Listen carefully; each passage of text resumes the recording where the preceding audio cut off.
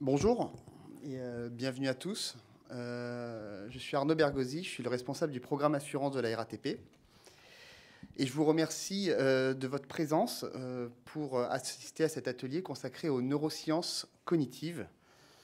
Et dans cet atelier, on va se focaliser notamment sur les biais cognitifs et sur leurs effets pervers dans la gestion des risques, que ce soit dans l'élaboration de la cartographie comme dans la gestion de crise.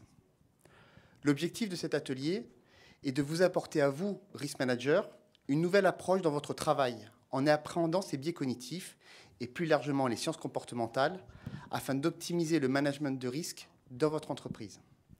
Alors bien sûr, en 1h30, vous n'allez pas sortir transformé. Mais le voyage que nous vous proposons ce matin a pour ambition de poser les bases de cette problématique. Tout d'abord, nous vous expliquerons ce que sont les biais cognitifs, comment ils peuvent modifier la perception d'une décision, et ainsi une problématique est faussée ainsi de cette prise de décision. Nous l'avons vu maintes fois au moment de la crise du Covid notamment. Nous verrons dans cette première partie leurs effets pervers, notamment dans l'élaboration de la cartographie des risques. Puis nous évoquerons des solutions pour inhiber ces biais cognitifs, pour les contrer. Pour cela, nous évoquerons les nudges, ces fameuses suggestions indirectes qui peuvent modifier le comportement d'une personne ou d'un groupe de personnes. Nous verrons ainsi l'utilité, notamment dans la mise en place d'actions de prévention indispensables dans le suivi de recommandations des visites de risque. Enfin, nous aborderons la gestion de crise et comment optimiser son cerveau 2 par rapport à son cerveau 1 ou le cerveau reptilien, et ainsi annihiler au maximum ces fameux biais cognitifs. Donc pour évoquer tout cela, je suis accompagné d'experts. Donc vous avez Laurent Deshoucq, maître conférencier à l'École nationale sup de Rennes et directeur scientifique du Master Management Global des risques à l'ENSAM, qui vous parlera des biais cognitifs. Étienne Bressou, directeur général de l'Institut BVA Nudge, qui vous fera découvrir tout l'intérêt des nudges, mais aussi leurs limites. Alexandre Fouchard, commandant de police et chef de bureau de la préparation de gestion de crise à la délégation générale de la police nationale. Direction, excuse-moi. Ah, ça, c'est les biais RATP, les biais cognitifs RATP, voilà. Il vous montrera comment prendre les moins mauvaises décisions dans ce type de situation. Et enfin, Dan Shelley, associé chez Mazars, mais aussi membre du comité scientifique de l'AMRAE, vous donnera avec moi notre point de vue en tant que risk manager. Bien évidemment, vous pourrez intervenir comme vous le souhaitez. On est sous format de table ronde. Donc vous pouvez prendre la parole. Il y a un micro qui est posé juste là. On n'a pas forcément besoin d'attendre les derniers temps pour poser des questions. On voudrait faire quelque chose d'assez interactif. Voilà.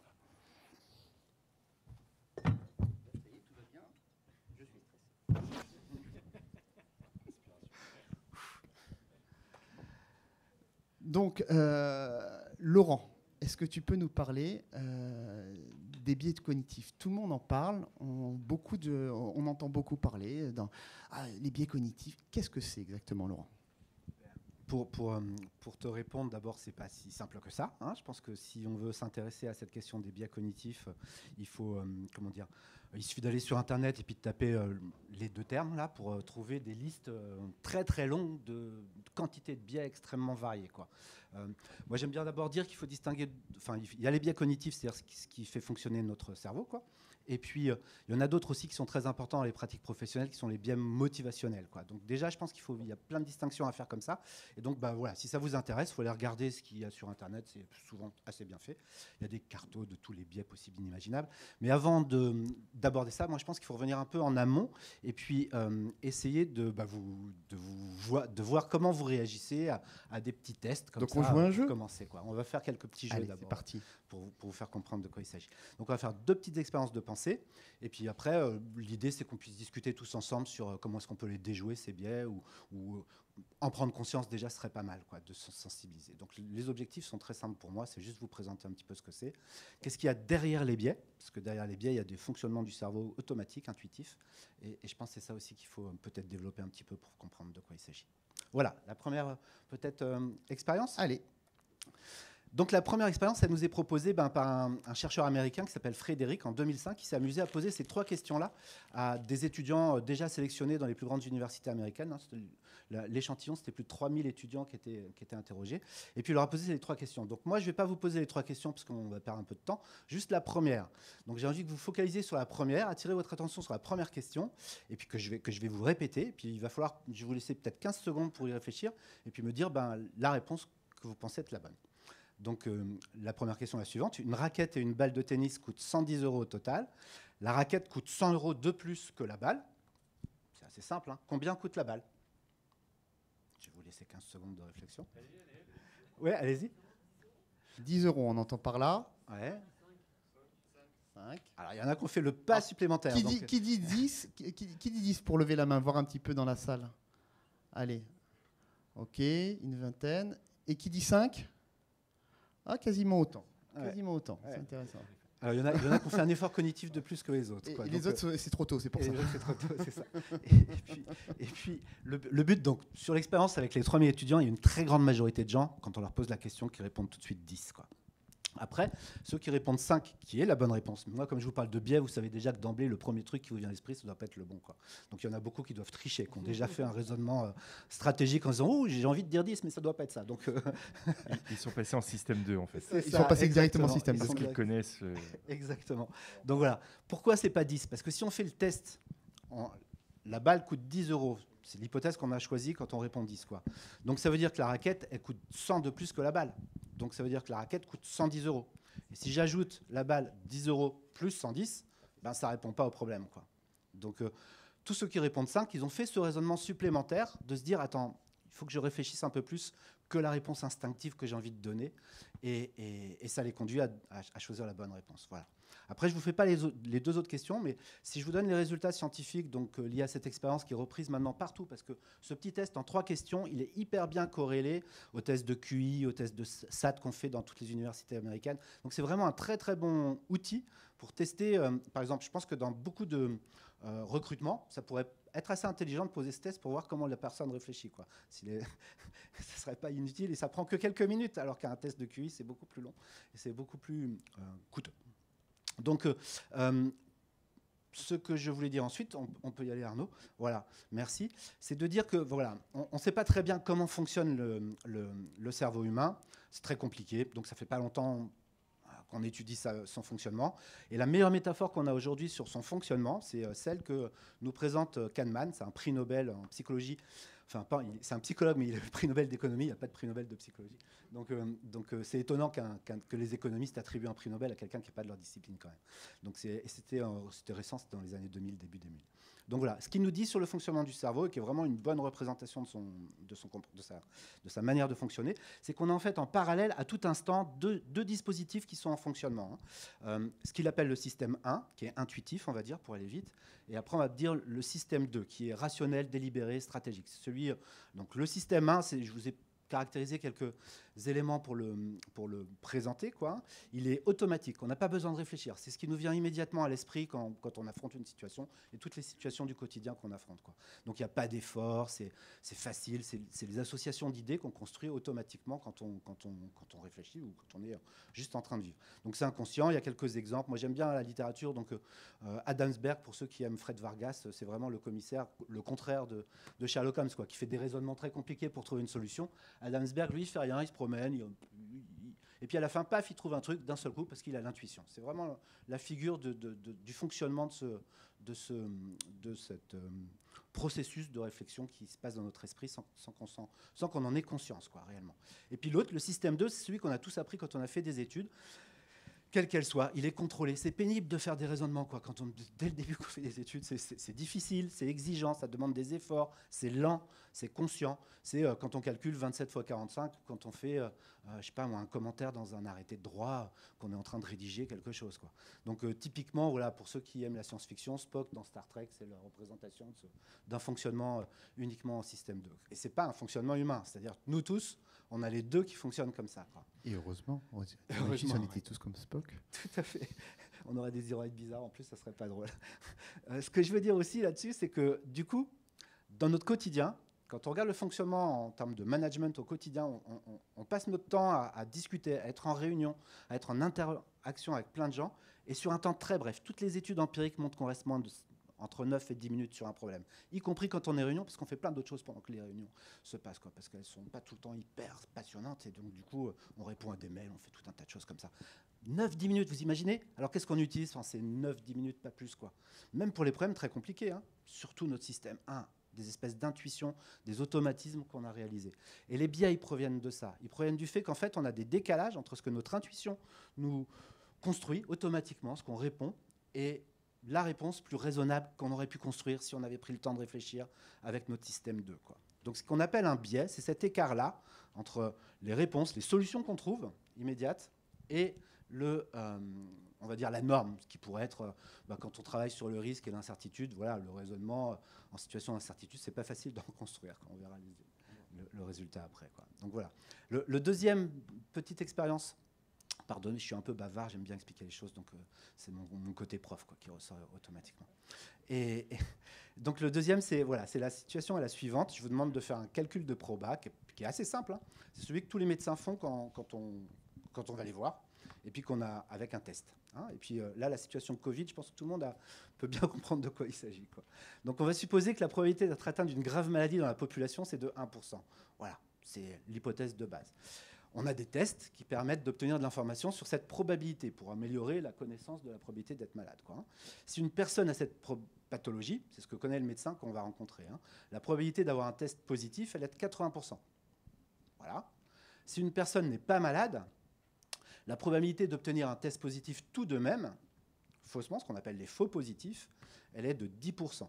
Tout le monde a dû entendre parler de ça maintenant depuis 2 ans, quoi. Et donc la question qu'on pose au médecin quand on arrive avec son test positif, c'est « Docteur, quelle est ma probabilité que je sois malade, quoi ?» D'accord? Et donc je vous propose 4 réponses. Et là encore, quelques temps pour choisir, hein. La première réponse 1, c'est est-ce que cette probabilité est supérieure ou égale à 80%? Est-ce qu'elle est comprise, la réponse 2, entre 80 et 50%? Est-ce qu'elle est comprise entre 10 et 50%? Et est-ce qu'elle est inférieure à 10%? Voilà. Alors, qui pense 80 déjà? Plus de 80. Ah. Bon, déjà. Entre 80 et 50? Voilà, 3, 4, 5. Je me baisse comme ça. Entre 10 et 50? À peu près pareil, 3. Et moins de 10? La plupart. C'est bien, c'est très très bien. C'est des risk managers quand même. Il y a beaucoup, ouais, c'est très très bien. Et il y a beaucoup d'abstention. Donc il y a beaucoup de prudence. Les premières expériences qui ont été menées, vraiment, c'est le même cadre. C'était sur c'est un autre chercheur. C'était dans les années 80, sur un groupe de médecins. C'était le premier test qu'on a fait. Hein, c'était 24 médecins. Il n'y en avait que 2 qui ont fait le bon raisonnement et qui ont trouvé la bonne réponse. La bonne réponse, c'était moins de 10%. D'accord? Je vais vous montrer comment est-ce qu'on doit raisonner pour arriver à cette bonne réponse de la manière la plus simple. C'est aussi une recommandation générale à faire dès qu'on travaille sur des probabilités. Il ne faut pas parler en pourcentage. Les gens ne comprennent vraiment rien à ces pourcentages et à leurs modifications. Pour faire le bon raisonnement, il faut suivre un raisonnement bayésien, ce que vous avez tous appris quelque part ou dans votre parcours professionnel en appliquant la loi de Bayes. Et c'est le raisonnement suivant. Donc la meilleure manière vraiment de traiter les questions de proba, c'est avec des petits graphiques comme ça, et c'est surtout en partant d'une population. Les gens comprennent quand on rapporte une fréquence à une population, mais sinon ils ne comprennent pas grand-chose quand on présente les choses dans l'abstrait en pourcentage absolu, quoi, comme ça. Donc si on part de 1000 personnes dans la population, prenons cette hypothèse-là, la première information qu'on a, c'est qu'il y en a 1% qui sont malades. Ça veut dire que j'en ai 10 de malades, et donc, l'autre branche, 990 de bien portants. Okay ? Et puis après, comme j'ai fait le test, je sais que mon test, il fonctionne bien à 80% du temps, quoi, pour les malades. Donc ça veut dire que j'en ai 8 qui vont être bien testés positifs de malades, 2 qui seront pas bien testés. Ils sont malades, mais on n'aura pas vu leur pathologie avec le test. Et puis sur les 990 que je teste, je sais aussi que j'ai des faux positifs. Et on a vu dans les données que c'était 10% de faux positifs, quoi. Donc sur les 990 bien portants, je vais en avoir 99 de positifs. Et puis 891 qui seront bien testés, non malades, parce que voilà, on a fait, le test a bien fonctionné. Okay ? La question que je vous posais, c'est de savoir... En probabilité, c'est toujours la même chose, hein. C'est le nombre de cas avérés, ce qu'on cherche, quoi, divisé par tout le nombre de cas possibles. D'accord ? Le nombre de cas avérés, ce qu'on cherche, c'est les 8 positifs malades. D'accord ? Divisé par tous les positifs. Donc les 8 plus 99. Et donc vous comprenez très vite qu'en fait, Le test, il apporte un peu d'informations, mais pas beaucoup, puisque le résultat, ça fait 7,5%. Donc le test, il nous dit que pour une personne avec une très faible probabilité d'être malade dans la population, 1%, un test positif, ça augmente cette probabilité. Simplement, de plus 6%, on arrive à peu près à 7% de chances qu'il soit malade effectivement, quoi. Okay, ça, c'est le raisonnement clair. Vous voyez que c'est simple à faire, en fait, quand on suit la fréquence et en partant d'une population. Alors que dans l'abstrait, tel que je vous l'ai présenté tout à l'heure, c'est beaucoup plus difficile. Ça, c'est une leçon générale que je voudrais peut-être vous faire passer aujourd'hui comme message. C'est l'idée que travailler avec des arbres comme ça et avec des populations de base, ça permet aux gens de beaucoup mieux comprendre de quoi on parle, quoi. Sinon, ils peuvent raconter vraiment des choses très, très bizarres. Et c'est très bien que tu... Merci Laurent pour ce cours magistral et qui montre bien, comme tu dis, qui montre bien que les biais cognitifs, d'une manière générale, peuvent permettre de fausser. On a bien vu par ces raisonnements concrets. En risk management, ouais. Moi, ça m'intéresse. Est-ce qu'on peut passer au slide suivant C'est lui qui fait l'animation, j'adore. Donc voilà, juste après je parlerai de risk manager. Donc déjà, je pense qu'il y a un point central, c'est vous êtes risk manager, il faut accepter qu'on est en situation d'incertitude et qu'on n'est pas dans un raisonnement logique binaire, quoi. On n'est pas dans de l'algorithmique, on n'est pas dans la logique mathématique traditionnelle du vrai et du faux, quoi. Non, là on est dans des problématiques d'appréciation des possibles. C'est beaucoup plus compliqué. Le bon raisonnement là-dessus, c'est d'utiliser le raisonnement bayésien, justement. Et quand on est dans ces histoires de possibles, on se fonde sur nos croyances, sur ce qu'on pense, sur des préjugés, sur des stéréotypes. Et après, on les révise en fonction de l'information qu'on acquiert. Et on fait ça au quotidien. Tu parles du risk manager. Dès lors qu'on va rencontrer quelqu'un pour faire une cartographie des risques, dès lors qu'on va rencontrer un propriétaire des risques pour discuter avec lui de comment est-ce qu'il ressent son risque, vous allez avoir une influence sur ces préjugés à mesure, vous allez récupérer de l'information sur est-ce que ça a augmenté, est-ce qu'il a baissé, les risques dont il est le propriétaire, par exemple. Et ça, normalement, ça fonctionne avec le raisonnement bayésien. Ce que je suis en train d'essayer de vous expliquer, c'est que c'est très, très difficile, de manière naturelle, si on n'est pas conscient de l'existence de ces biais, d'arriver à produire des résultats qui soient un peu pertinents là-dessus, quoi.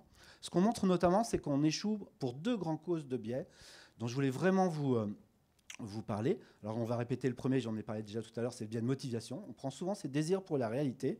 Et donc dès lors qu'on a envie d'avoir un résultat ou dès lors qu'on a envie de voir quelque chose diminuer, on va avoir une tendance tout de suite à trouver des bons arguments pour dire non, c'est en train de baisser, ce risque il n'est pas si élevé que ça, non, je ne suis pas d'accord. Ou tu es en train de me dire que ce risque est élevé alors que ce n'est pas le cas. Je pense au cyber ou je ne sais quel autre problématique de risque qu'on affronte aujourd'hui et qu'on discute avec son responsable des systèmes d'information dans l'entreprise, voilà, c'est pas si facile que ça, t'inquiète, j'ai tout un tas de dispositifs pour protéger tout ça, mon système d'information, etc. Donc je pense que ça, c'est vraiment un point important, qui n'est pas proprement parlé d'un biais cognitif, puisque c'est un biais de motivation, c'est lié à la volonté, aux objectifs qu'on nous a donnés, aux protections qu'on a déjà construites dans sa société, et donc c'est difficile de le dépasser.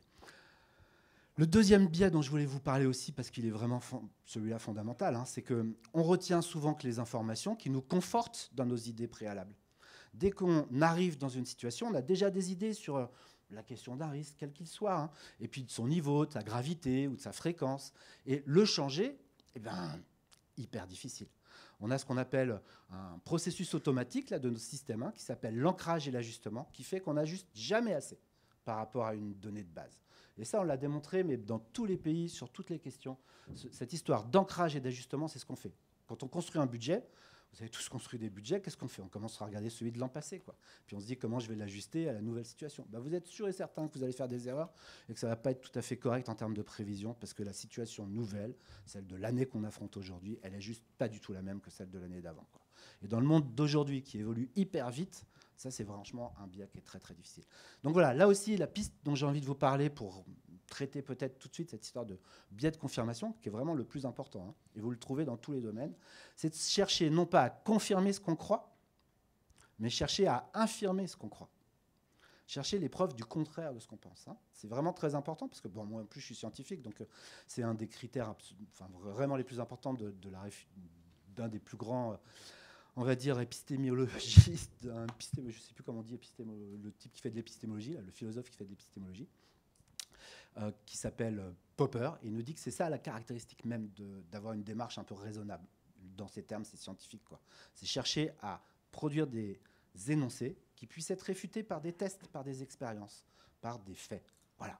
Donc voilà, ce que j'ai envie de vous dire aussi, c'est quand on travaille sur le possible, cherchez à expérimenter, cherchez à tester les choses que vous dites. Restez pas juste dans l'abstrait et dans les choses qu'on ne peut pas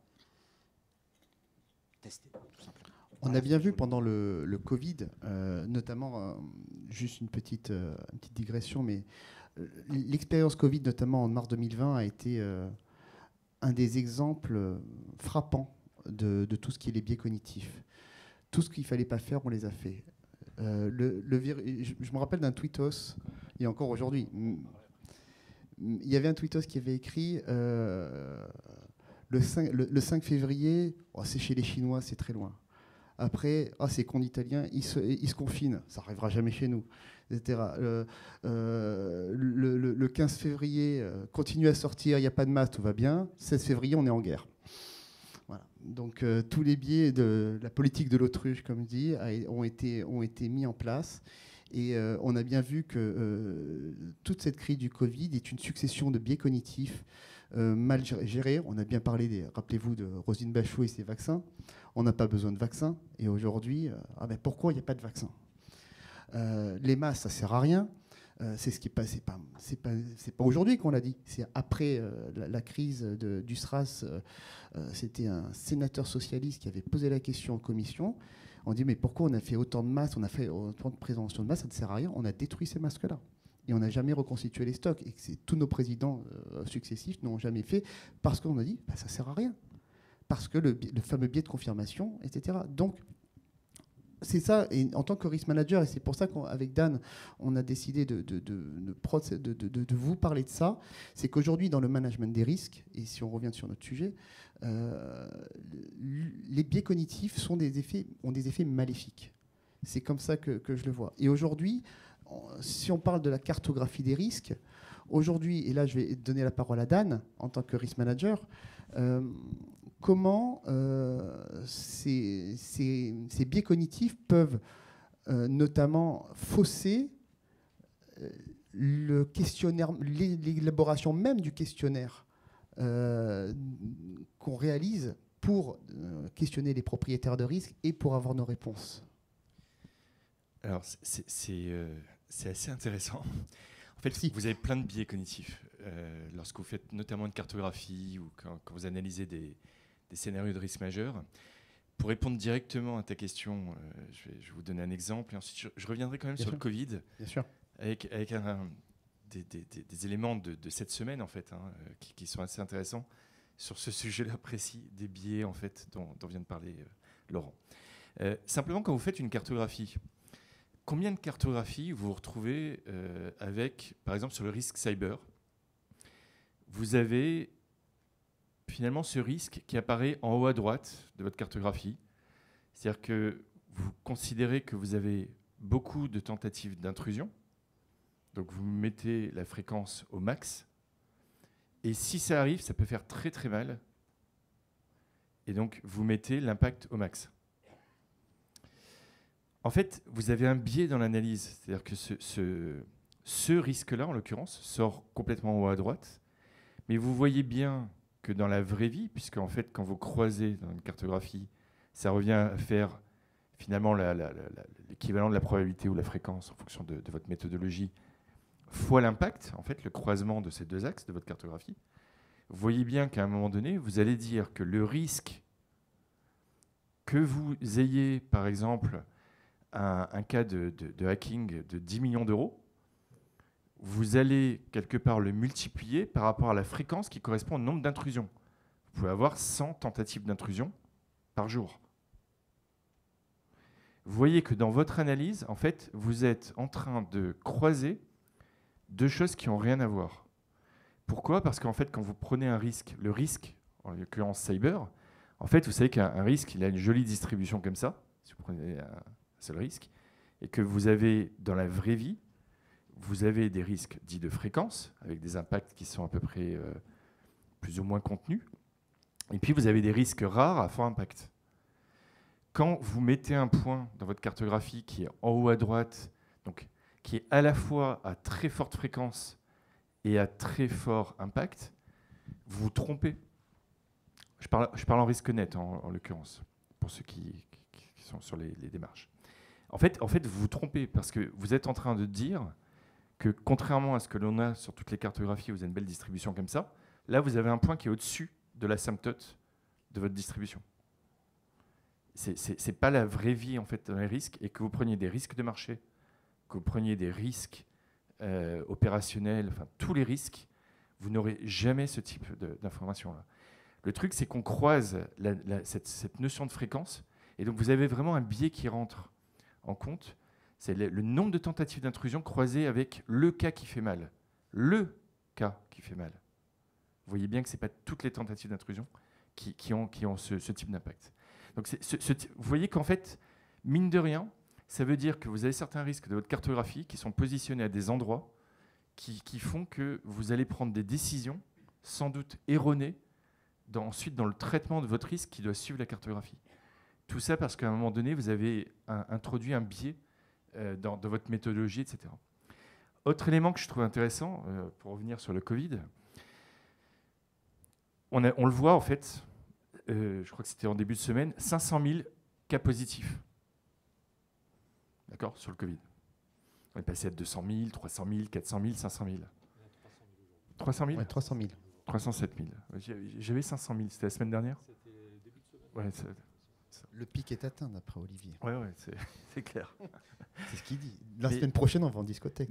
Mais vous voyez bien, même chose, là on a un biais qui est terrible. En fait, on donne le nombre de cas positifs. Mais vous voyez bien qu'en fait la question est de savoir aussi combien de personnes on a testé. Si je teste 10 fois plus de personnes et que j'ai une multiplication par 2 du nombre de cas positifs, c'est pas la même chose. C'est clairement pas la même chose en fait en termes d'analyse. Donc la vraie question, ça serait de savoir combien j'ai de tests positifs sur combien j'ai de personnes testées. Le truc, c'est qu'on a suivi une évolution très très forte du nombre de cas positifs, mais en même temps, en fait, on incitait tous les Français à aller se faire tester. On a vendu les tests en grande surface pour que les gens puissent les vérifier chez eux et ensuite aller se faire éventuellement tester avec un PCR plus officiel ou en pharmacie, etc. Mais du coup, en fait, vous avez une accélération du nombre de tests qui forcément induit une accélération de cas positifs. Est-ce qu'avant qu'il y ait autant de tests, il n'y aurait pas eu la même proportion de tests positifs ? C'est une question. Mais vous voyez qu'en fait, vous avez un biais qui rentre en jeu. Et je finirai juste avec deux petites analyses qui sont intéressantes.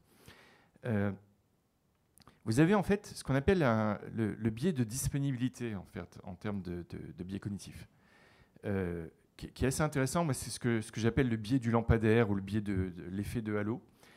En fait, vous avez des risques, notamment là en ce moment, on parle de pandémie. On parle de risques cyber. Pour autant, en fait, les autres risques n'ont pas été modifiés quelque part par la pandémie. On a juste un effet de halo, c'est-à-dire qu'on a certains risques qui sont sous le lampadaire, d'accord ? Et si je prends l'analogie, c'est pas pour autant que parce que j'ai certains risques qui sont éclairés par le lampadaire que les autres risques qui ne sont pas sous l'éclairage dans la rue n'existent plus. Vous avez toujours les mêmes risques autour. Par contre, on a tendance à se focaliser là-dessus. Au même titre, pour l'anecdote, moi ça me faisait sourire à ce moment-là, on a eu la crue de la Seine en 1910. En 2010, reprenez la presse, vous aviez tous les journalistes qui vous parlaient en fait de la crue centennale. 1910, 2010. On parlait de la crue centennale, l'année de la crue centennale.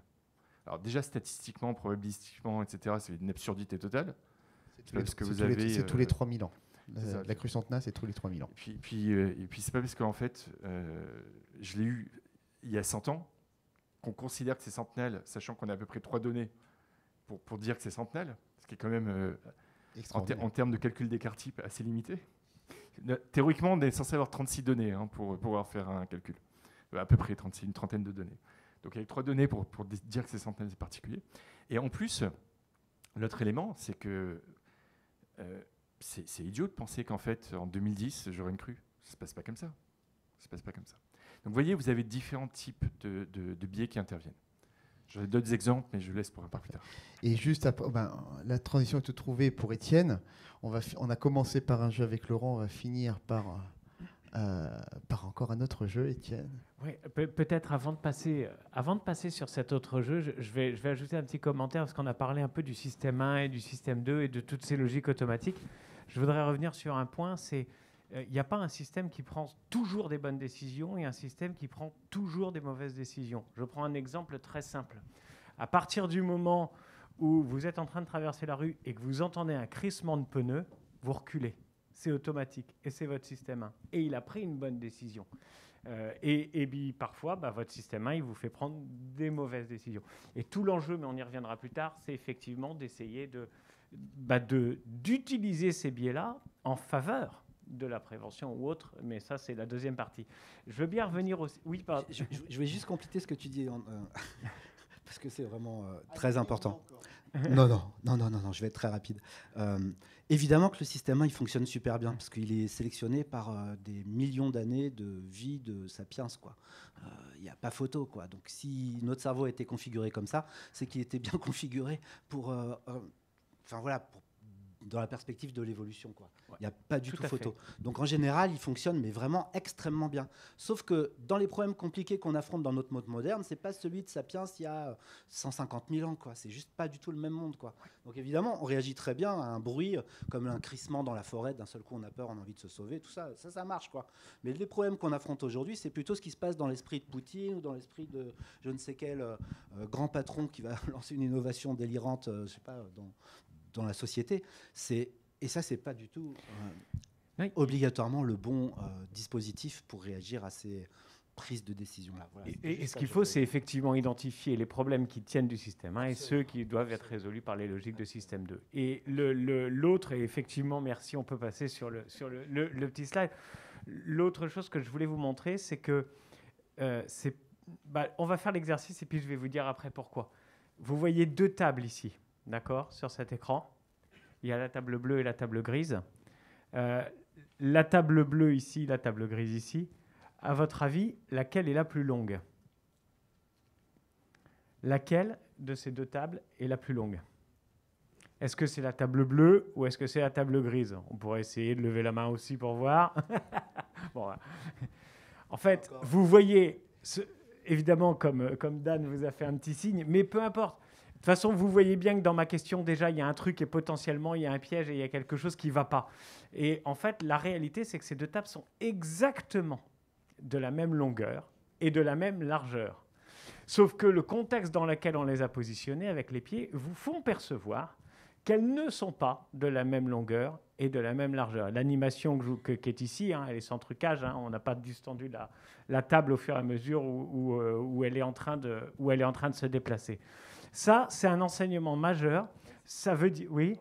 C'est pour ça qu'en fait, quand vous posez du parquet, en fait, on vous dit d'aller dans le sens en fait, du côté gauche. De la longueur. Par rapport à l'entrée de la pièce, c'est justement pour donner de la profondeur.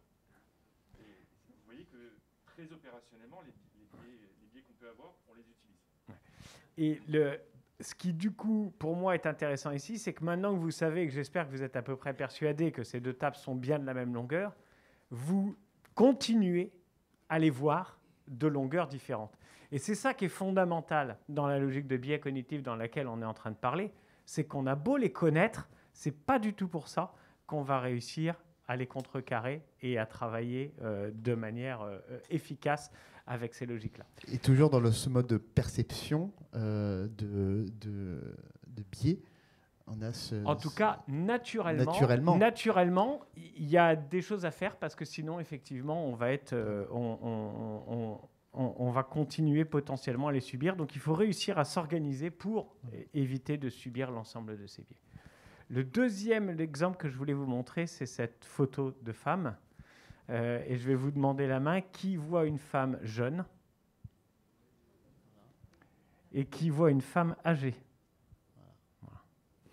On a un tiers, deux tiers à peu près pour la femme jeune et pour la femme âgée, d'accord ?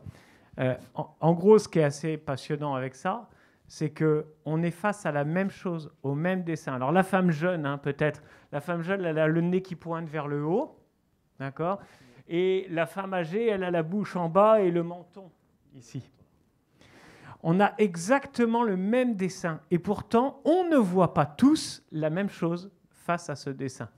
Donc inutile de vous dire qu'on peut avoir exactement le même risque face à nous. Exactement. Et en fonction du contexte dans lequel on est, du passé que l'on a et de notre vécu, bah, on ne va pas nécessairement voir le même risque. On aura une même perception, différente. Exactement. Alors qu'on peut avoir le même risque. Perception différente d'un même risque parfaitement objectif. Puisque le dessin, là, il est objectif. Il n'y a rien de subjectif dans ce dessin-là. Donc ça, c'est assez intéressant. Différente. Voilà. Et donc, Étienne, on va continuer sur la deuxième partie. Maintenant qu'on a bien vu que les biais cognitifs étaient pouvaient être une menace dans l'utilisation de management des risques, comment faire aujourd'hui? Quelles sont les astuces qu'on peut avoir pour essayer de les inhiber un tant soit peu? Encore faut-il que ce soit possible.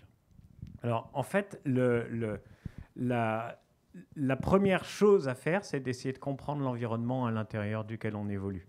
Quand on parle de gestion des risques, et ça, vous connaissez ça beaucoup mieux que moi, il y a effectivement la phase où on va identifier l'ensemble des risques. Et là, on est dans des problématiques et dans des sujets de décision de groupe ou individuelle, en fonction de la manière dont vous pouvez travailler. Mais très souvent, c'est quand même de la logique de groupe sur l'ensemble de ces logiques-là. C'est comment je vais effectivement organiser les décisions que je vais prendre quand je vais faire une cartographie des risques ou autre pour essayer de me prémunir contre les biais que je connais. Mais je sais que si je ne m'organise pas dans mon environnement, bah, ils vont ressortir exactement comme l'histoire de la table. Après, la deuxième logique, ça va être aussi dans des logiques de prévention, parce que potentiellement, bah, on va avoir des individus qui vont faire face à des biais dans des usines, dans des voitures, dans des cars. Comment je fais pour que bah, les individus, alors qu'ils connaissent le biais, qu'ils en ont conscience, et qui connaissent les méthodes pour essayer de s'en prémunir, bah, comment je fais pour qu'ils fassent ce qu'il y a à faire, effectivement, pour pouvoir s'en prémunir. Et puis la troisième partie, ça va être la logique de crise.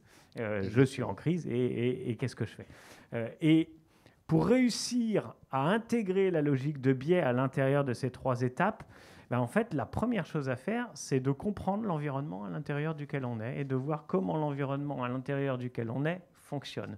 Donc quand on intervient sur ce type de choses, la première chose qu'on va faire, bah, c'est d'aller voir. C'est d'aller sur le terrain, d'essayer de comprendre comment les gens travaillent ou comment les gens fonctionnent à l'intérieur d'une usine ou d'un car ou quoi que ce soit. Et en fait, toute l'idée, ça va être d'identifier les biais, parce qu'on a parlé de biais d'ancrage, on a parlé de biais de confirmation. Identifier les biais qui sont en jeu et qui potentiellement posent problème à l'étape de la gestion du risque sur laquelle on est, pour pouvoir essayer de la contrer. Et potentiellement, autre possibilité, utiliser des biais qu'on connaît par ailleurs, qui ne sont pas nécessairement en jeu à l'intérieur du contexte dans lequel on est, et essayer de les activer parce qu'on pense qu'ils peuvent agir comme étant une solution aux différents problèmes. Et je peux peut-être prendre un exemple sur lequel on a travaillé. Alors, on est dans des logiques de prévention, mais en gros, il y a une loi en France qui oblige les enfants, qui oblige toutes les personnes qui prennent le car à mettre la ceinture de sécurité à partir du moment où le car est équipé. Et il y a une autre loi en France qui oblige toutes les personnes qui gèrent les cars à mettre des ceintures de sécurité dans les cars. Donc, en gros, tous les cars, maintenant, ont des ceintures et donc tout le monde doit mettre la ceinture de sécurité dans les cars. Est-ce que vous avez une idée du pourcentage de personnes? Alors, on est sur des enfants de 11 à 19 ans, parce qu'avant 10 ans, il y a un accompagnateur, donc ils mettent tous la ceinture de sécurité, il n'y a aucun problème. Mais de 11 à 19 ans, dans les cars scolaires, est-ce que vous avez une idée du pourcentage d'enfants qui met la ceinture de sécurité? Proche du néant, non, je suppose. Si 10% est proche du néant, je suis tout à fait d'accord avec cette réponse. J'allais dire, c'est la réponse de la précédente question, inférieure à 10%. Inférieur à 10%. On est effectivement sur ces logiques-là. Et quand vous demandez aux enfants, quand vous allez les voir, ils le savent. Hein. Ils savent parfaitement qu'ils sont obligés de mettre la ceinture. Il y a même parfois d'ailleurs des cris en disant « Attention, il y a la police !» Et donc, hop, tout d'un coup, on entend plein de clics à l'intérieur du car. Les enfants. Et pas que les enfants, on est parfaitement d'accord, mais là, en l'occurrence, j'avais travaillé sur les enfants, donc je suis plus à l'aise sur ce sujet-là. De voir les téléphones portables qui volent dans les voitures. Ah mais non, je téléphonais pas.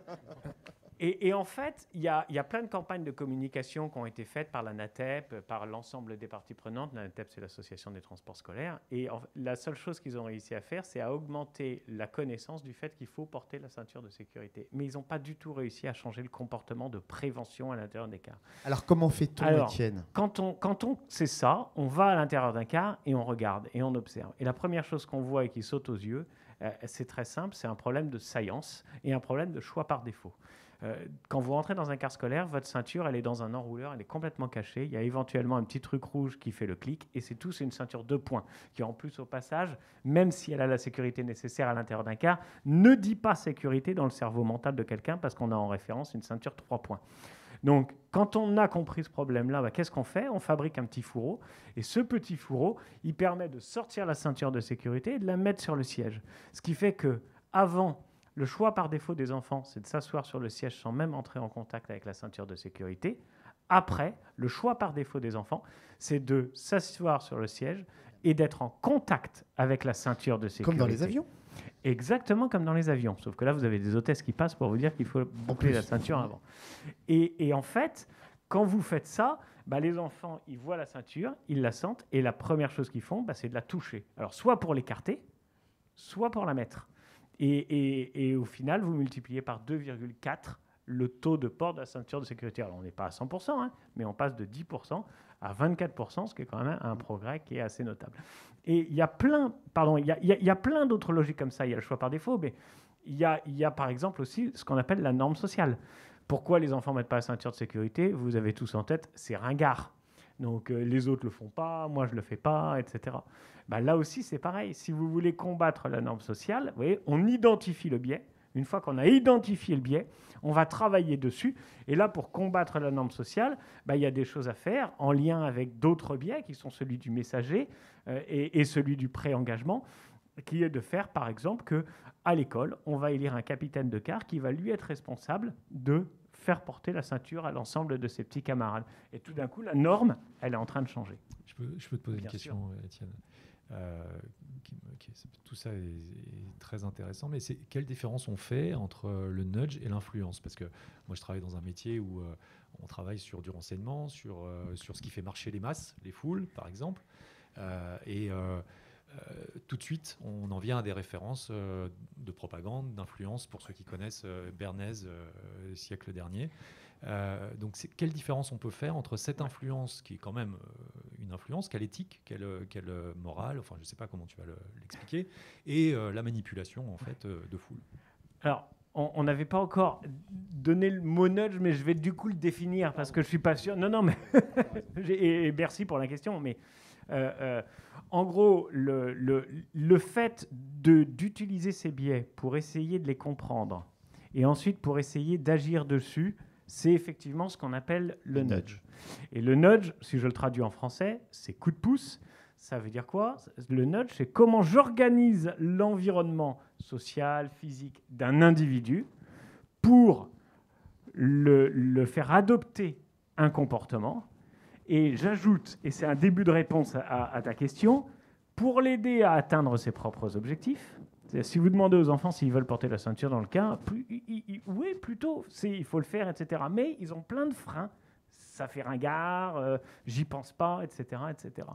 Donc, pour les aider à atteindre leur propre comportement, et sans contrainte. Vous remarquez tout à l'heure que la ceinture de sécurité, je ne vous ai pas dit qu'on faisait passer quelqu'un dans le car qui obligeait les enfants à mettre la ceinture de sécurité entre 11 et 19 ans. Là, elle est posée sur le siège et les enfants, ils la prennent et ils la mettent ou ils l'écartent. Donc, ils ont encore cette liberté de choix par rapport à ce qu'ils font. Donc, la question, elle m'est tout le temps posée. Est-ce que le nudge, c'est de la manipulation ?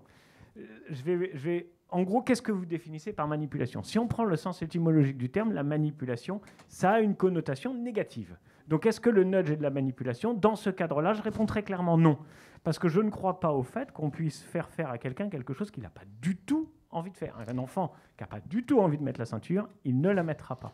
Donc, par contre, si dans la logique de manipulation, on enlève cette connotation négative et on est en train de dire, oui, on essaie de faire aux gens un certain nombre de choses, alors oui, le nudge permet de manipuler et d'inviter les gens. Étienne, il y a un nudge que tout le monde connaît ici.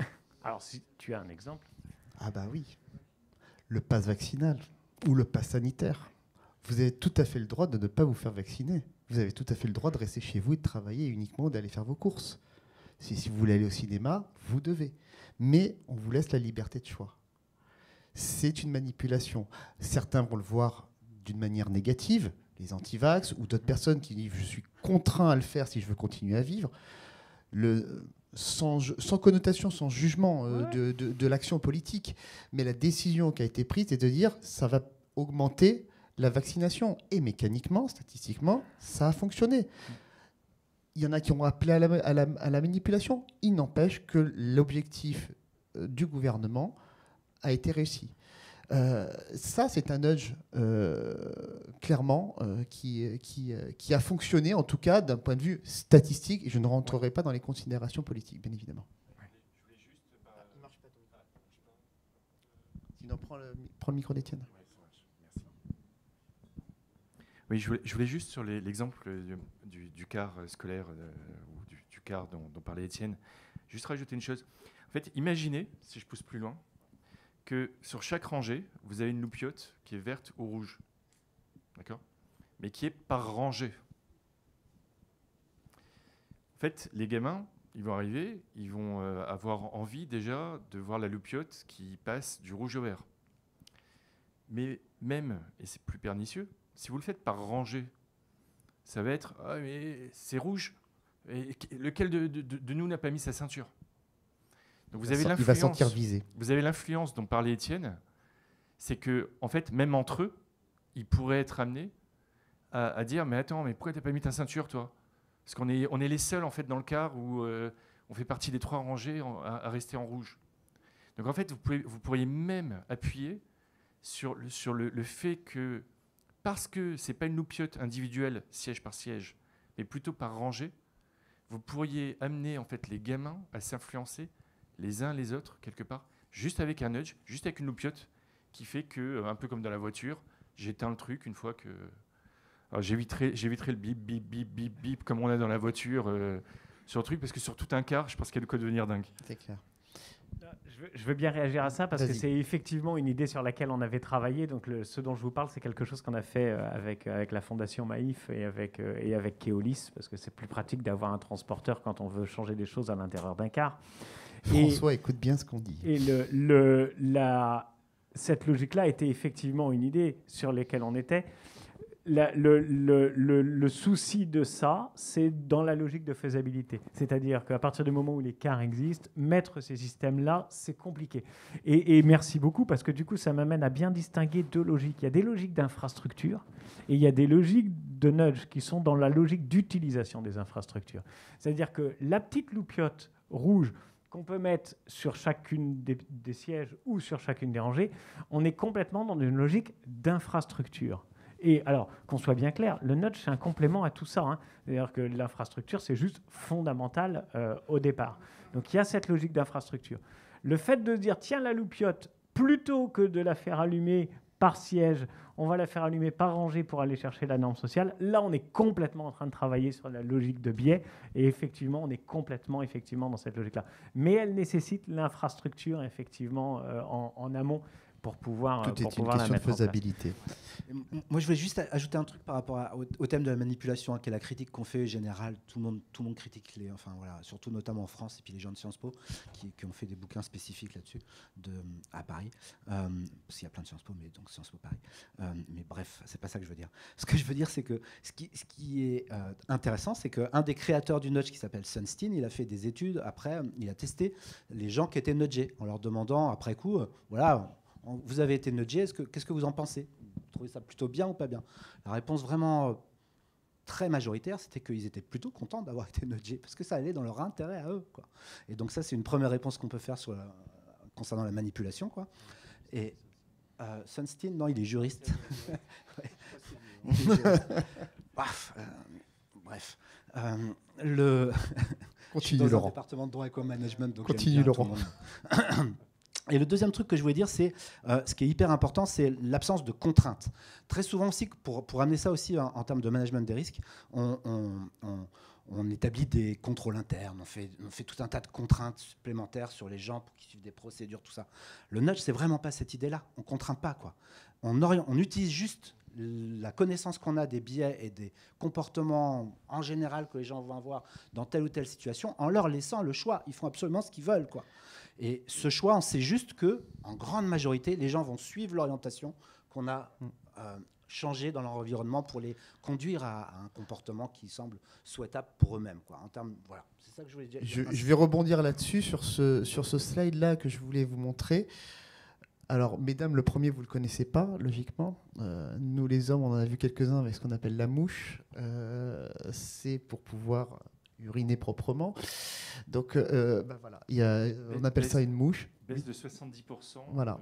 Des frais d'entretien au niveau de l'aéroport d'Amsterdam, après avoir mis un simple autocollant mouche au niveau des pissotières. Voilà.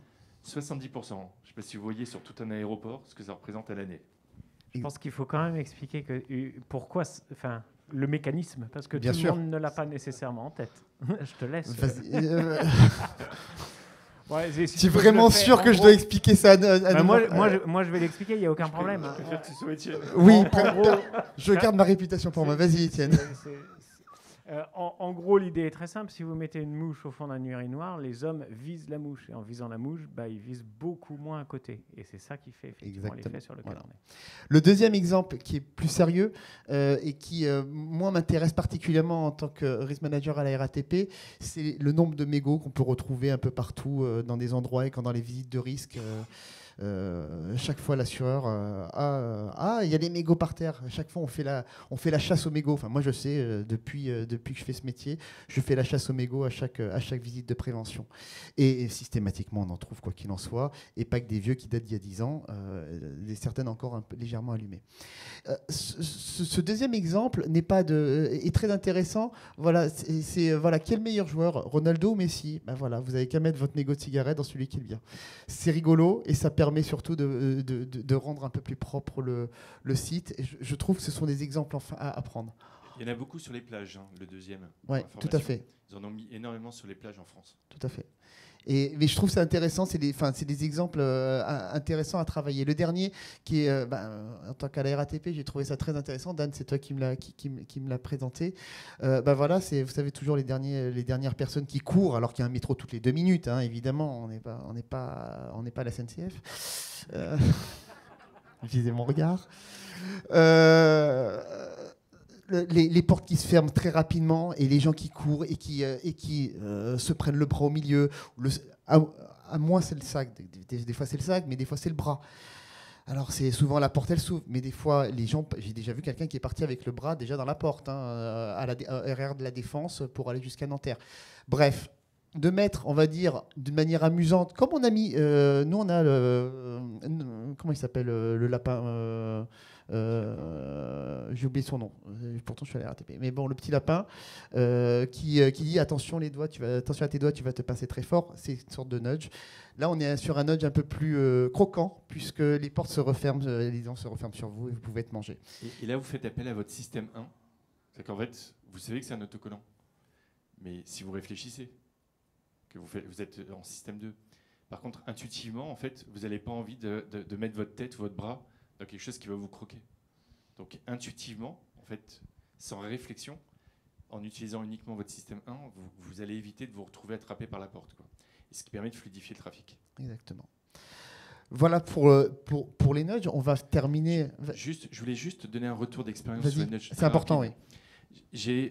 J'ai accompagné en fait un acteur de l'assurance qui gère en fait des rentes de retraite. Et à un moment donné, sur un indicateur, typiquement, comment vous pouvez transformer les choses. Vous avez un indicateur qui était suivi, qui était le taux de traitement des dossiers sur des rentes de retraite, versement de rente de retraite. Taux de traitement du dossier, vous avez toutes les équipes de gestion, ok, c'est un indicateur, etc. Quand vous basculez en fait sur le nombre de nombre de retraités qui ne touchent pas leurs revenus ou leur rente, et que vous amenez en fait les gens qui sont en gestion à visualiser le fait que vous avez une mamie, un papy qui ne va pas pouvoir payer son loyer ou pouvoir faire ses courses.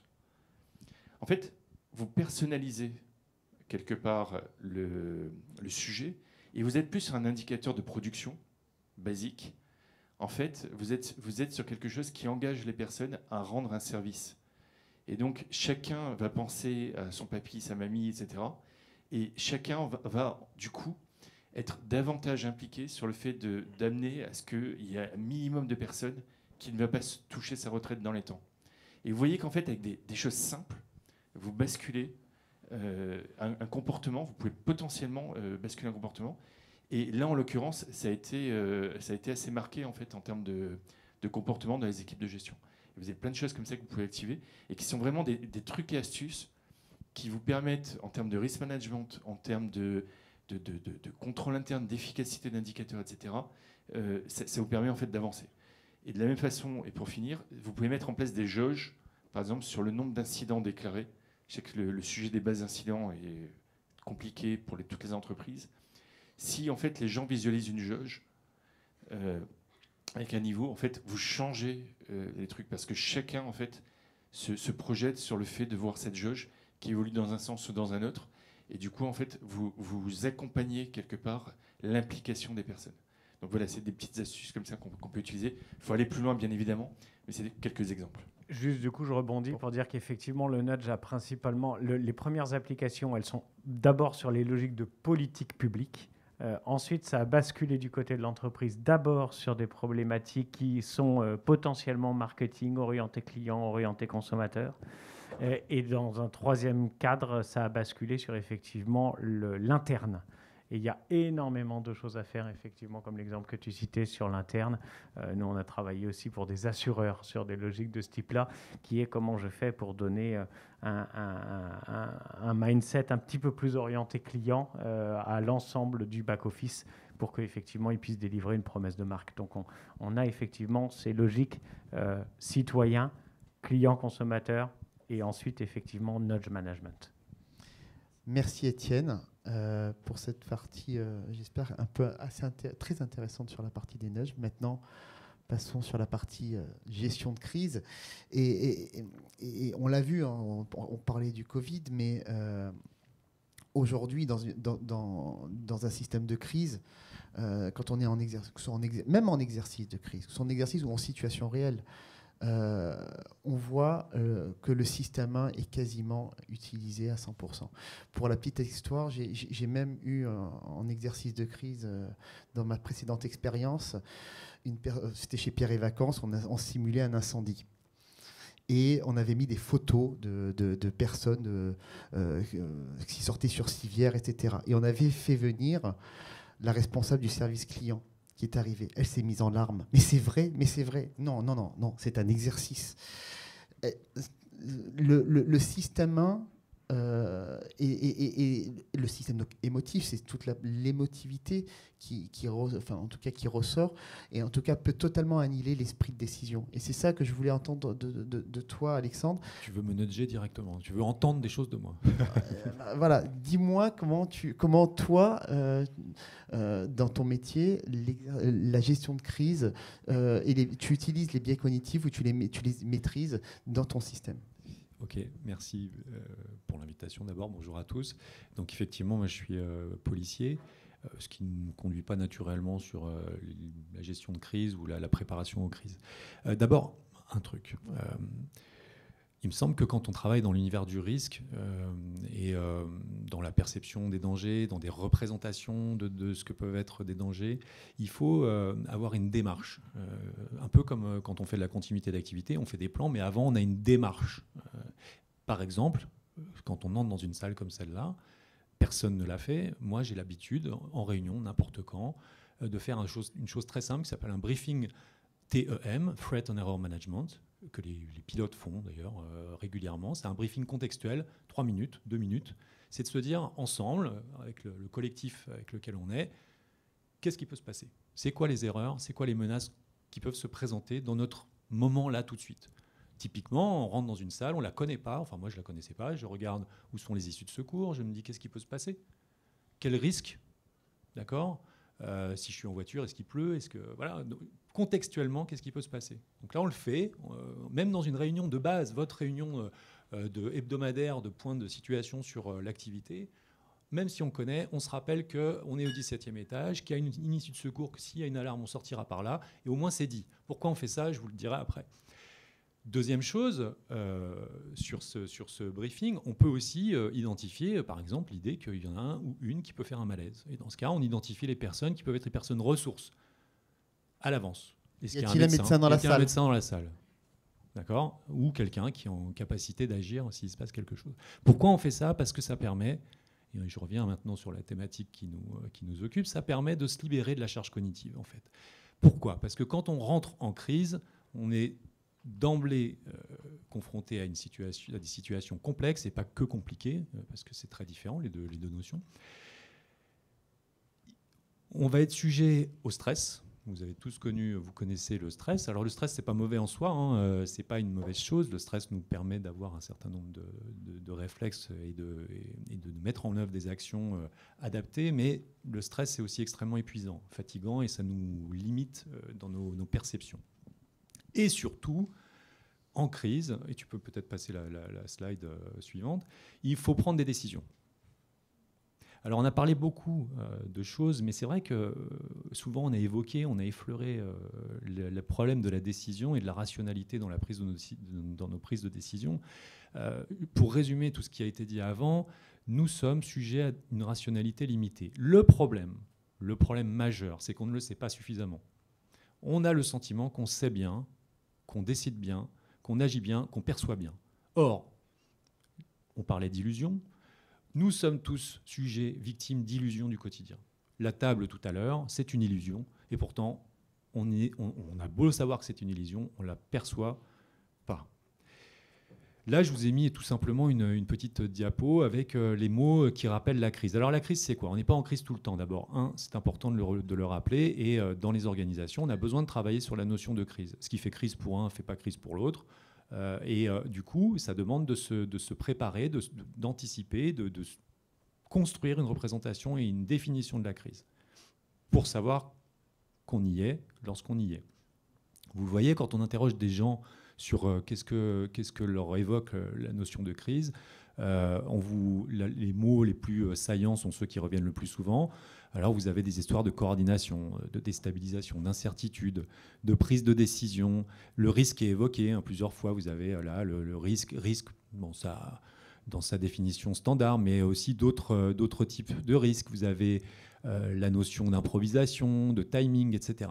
Donc des questions de temporalité, des questions de représentation, des questions de décision, etc., etc. Donc, première chose, nous ne sommes pas en crise tout le temps, et heureusement.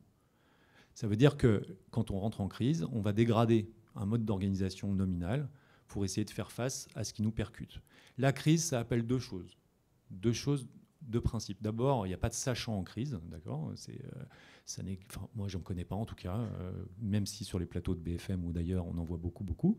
Mais il faut se méfier de l'expertise. Vous connaissez l'effet Dunning-Kruger ou pas ? Qui connaît ça ? Très bien. Donc, il y a quelques connaisseurs. Dunning-Kruger, c'est pareil, ce sont des psychologues qui ont travaillé sur la confiance en soi et la confiance dans les autres, et sur la notion d'expertise. Sur un graphique où en abscisse, vous mettez le niveau d'expertise et sur leur donner le niveau de confiance en soi, vous voyez que les gens qui ont le moins de connaissances dans le sujet ont le plus confiance en eux. Ça, on peut le comprendre. Ce qui est très particulier, c'est qu'ils ont aussi un niveau de confiance élevé dans ceux qui ne savent pas grand-chose. Et l'expert, en fait, c'est celui qui peut cartographier, c'est comme ça qu'on le définit, plutôt en creux. L'expert est celui plutôt qui cartographie ses incompétences et ce qu'il ne connaît pas. Quand on en est là, c'est qu'on a finalement eu un cheminement qui tend vers une forme d'expertise. Ça, c'était une petite aparté. Donc, qu'est-ce qu'on fait en crise ? Avant d'être en crise, il faut se préparer. Alors, dans mon métier, c'est une grosse partie du travail. D'abord, nous ne sommes pas en crise tout le temps. Nous sommes acteurs de réponse en tant que policiers, par exemple. Nous sommes acteurs de réponse aux crises, mais ce n'est pas parce qu'on est en crise Covid, par exemple, que la police est en crise. Quoique, on pourrait l'être, et on a pu l'être à certains moments, puisqu'il y a des indisponibilités sur la RH, qui ne relèvent pas des actions de police, mais du virus. Et donc, il faut bien avoir préparé ces indisponibilités RH. Mais nous ne sommes pas en crise tout le temps. La question, c'est, quand je suis acteur de réponse, j'ai préparé mes modes d'intervention, mon opération, et là, je réponds à un événement. Mais en tant qu'organisation, comment j'ai préparé mon organisation à faire face aux impacts de crise qui peuvent m'empêcher de fonctionner? Comment j'ai cartographié mes risques pour mon organisation? Est-ce que je l'ai bien fait? Et surtout, est-ce que j'ai préparé les modes de réponse qui vont me permettre à la fois de continuer à agir sur mes chantiers et en même temps de protéger mon organisation d'un effondrement? Parce qu'en fait, la crise, c'est ça. Et c'est pour ça que ça nous fait raisonner. Je reviens encore sur ce qui s'est dit tout à l'heure. Ce qui est très intéressant, c'est que l'être humain est un être non rationnel, ou en tout cas à rationalité limitée, et surtout qui se raconte des histoires. Et ça, c'est absolument formidable parce qu'en fait, tout tourne autour de ça pour moi. Alors, c'est presque une dérive, parce que je suis aussi auteur et que j'aime les histoires. Il se trouve que la crise, c'est une dramaturgie qui nous parle en tant qu'être humain. On a besoin d'un certain rythme dans les expériences qu'on vit et on a besoin de mettre du sens dans ces expériences. Donc cette crise, on va la comprendre chacun à notre manière. Encore une fois, je rebondis sur ce que vous disiez tout à l'heure, les cadres de référence individuels sont très importants, mais aussi collectifs, les images collectives qu'on peut avoir dans une entreprise. On peut passer à la diapo suivante. Alors du coup, on parle de rationalité limitée. Tout ça a été démontré aussi expérimentalement par des psychologues, ce qui est terrible parce qu'on nous apprend la performance individuelle, mais en fait, on se rend compte qu'on est meilleur en collectif.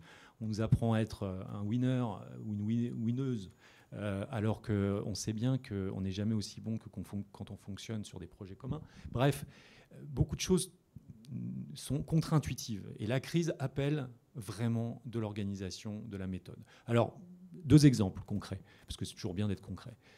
Qu'est-ce qui se passe en temps de crise? Alors, vous avez deux photos là que j'ai mises, hein, une photo du Stade de France et une photo de Toulouse. Alors, on ne voit pas bien que c'est Toulouse, mais ce sont deux événements de crise qui vous parleront. Je les ai prises un peu datées exprès, mais il y en a tous les jours. Et on pourrait parler de Covid. On a fait un exercice il n'y a pas longtemps aussi en matière cyber.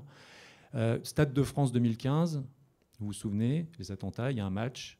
Concrètement, qu'est-ce qui se passe? Il y a un président de la République avec son staff qui est dans le stade, tout plein d'autorités, tout plein de célébrités, tout plein d'inconnus, tout plein de gens de partout et de nulle part, et des explosions aux abords du stade. Très vite, le président sait ce qui se passe.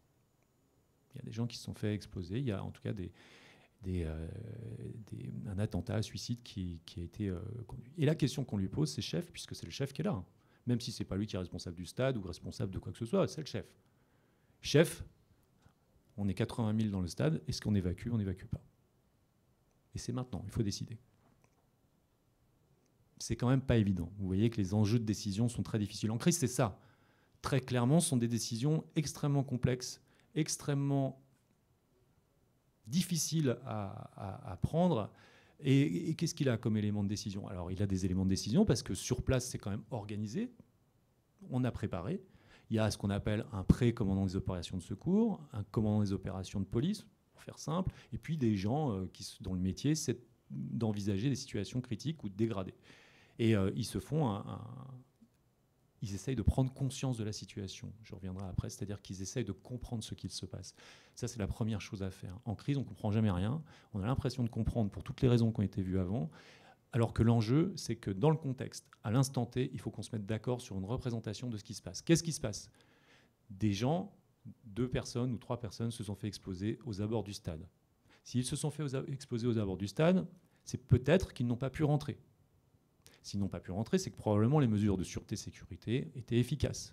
Si j'évacue, est-ce que je ne prends pas un risque encore supplémentaire de mettre les gens qui vont sortir, de les exposer à un risque supplémentaire? Et donc, ils décident de garder les gens dans le stade.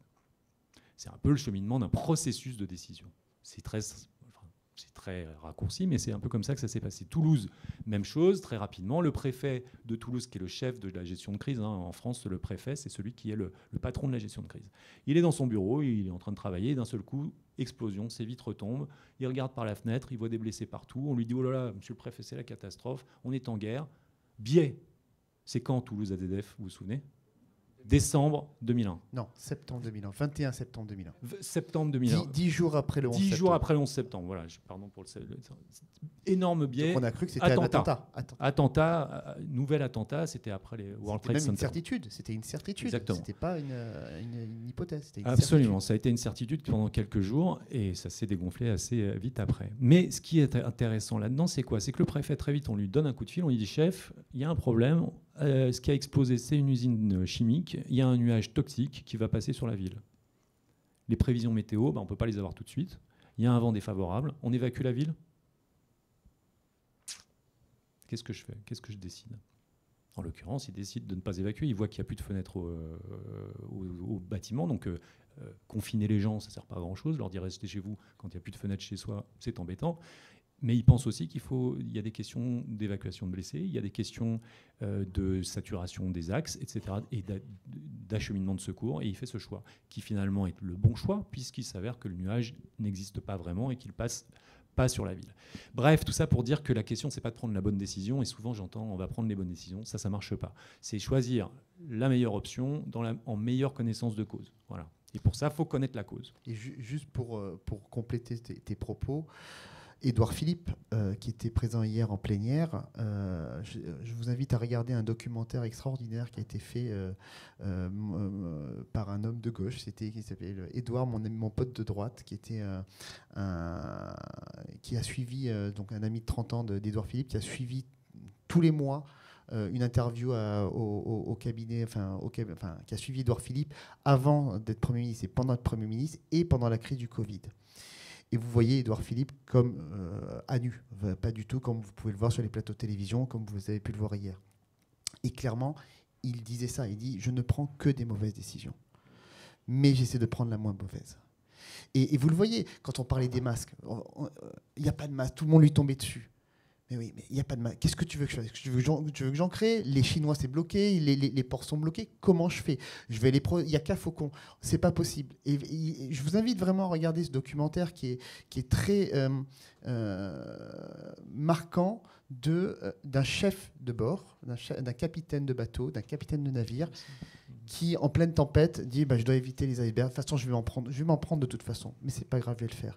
D'ailleurs, ça se voit physiquement. Il a eu le vitiligo et on a vu sa barbe blanchir. Clairement, il a dit c'est à cause du stress. Il le dit vraiment à ce moment-là. Et on le voit changer parce qu'il prend toujours les moins bonnes décisions. On peut le juger. L'histoire le jugera. Mais sur le moment, il faut prendre cette décision. Et donc, si on revient sur les systèmes 1, système 2, oui. Effectivement, c'est comment aujourd'hui... Oui. La question, c'est quelle solution, en fait. C'est toujours la même... Quel nudge, finalement. Alors, pourquoi pas? Ça peut être... en cellule de crise, on peut avoir un certain nombre d'outils d'aide à la décision, parce qu'en fait, c'est ça, l'idée, c'est de chercher des outils d'aide à la décision, et on peut effectivement avoir une approche en influençant, parce que j'aime bien ce mot-là, en engageant gentiment le décideur ou son équipe à agir d'une manière ou d'autre. Plus simplement, mais je laisserai ça à Étienne, peut-être parce que ce sera plus, plus clair. Moi, ce qui m'a intéressé très vite, alors j'ai un parcours opérationnel, j'ai fait 20 ans de voie publique, de base, mais qui permet quand même d'éclairer un tout petit peu les enjeux, en fait. Les enjeux qui en crise ne sont pas des enjeux que individuels. On peut se retrouver en crise individuellement, mais moi je parle de crise systémique, de crise multisectorielle, ce qu'on appelle des crises majeures en langage fonction publique, planificateur, voilà, pour l'État. Donc j'ai mis quelques exemples, Covid, Lehman, WannaCry, vous avez Fukushima et World Trade Center qui nous ramène en 2001. Du coup, on a essayé on essaye en permanence de chercher qu'est-ce qui peut aider au maximum le décideur, la personne qui est en charge de la décision, des arbitrages, à prendre la moins mauvaise des décisions en meilleure connaissance de cause. On est biaisé tout le temps. Tout le temps, pourquoi? Parce qu'en cellule de crise, la cellule de crise, de principe, c'est le seul outil qu'on a trouvé actuellement à peu près fonctionnel. D'abord, c'est une équipe hétérogène. Des gens divers, des experts qui font des métiers ou d'autres, qui ont tous leur idée de la chose, qui ont tous un parcours à eux, etc. Et puis c'est une équipe qui est éphémère, qui se réunit qu'à certaines occasions, souvent qui n'est pas entraînée. Et donc ça, c'est très, très, très, très, très favorable à l'émergence de biais et à l'émergence même de dynamiques perverses dans le groupe. Alors, on ne peut pas en parler là, parce qu'on peut en parler des heures, et j'adore ce sujet, mais qu'est-ce qui peut se passer, grosso modo? C'est que finalement, au lieu d'aider un décideur à prendre des bonnes décisions parce que des risques sont matérialisés ou des menaces se sont matérialisées, on arrive à avoir une dynamique catastrophique et à prendre des décisions nulles.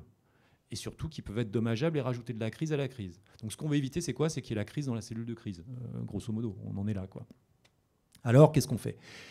Je me suis intéressé assez vite, j'ai fini par trouver quelque chose qui m'a beaucoup intéressé, qui m'intéresse toujours beaucoup il y a quelques années, ce qu'on appelle finalement les gens qui ont des activités qui doivent tendre vers la haute fiabilité. Quand on dit haute fiabilité, on pense à l'aéronautique, on pense au nucléaire, on pense à des activités comme celle-là qui autorisent peu d'erreurs. Parce qu'on n'a pas parlé d'erreurs non plus, mais c'est un sujet magnifique, l'erreur humaine. Qu'est-ce qu'on fait dans ces organisations? Eh bien, on mise sur ce qu'on appelle les compétences non techniques, et c'est un peu là-dessus qu'on mise. Je n'ai aucun doute sur la technicité, sur l'expertise de chacun d'entre vous. Quand je suis dans mon sujet police, je sais que les collègues avec qui je travaille sont des experts dans leur domaine. Ils savent progresser, ils savent figer une situation, ils savent voir que faire.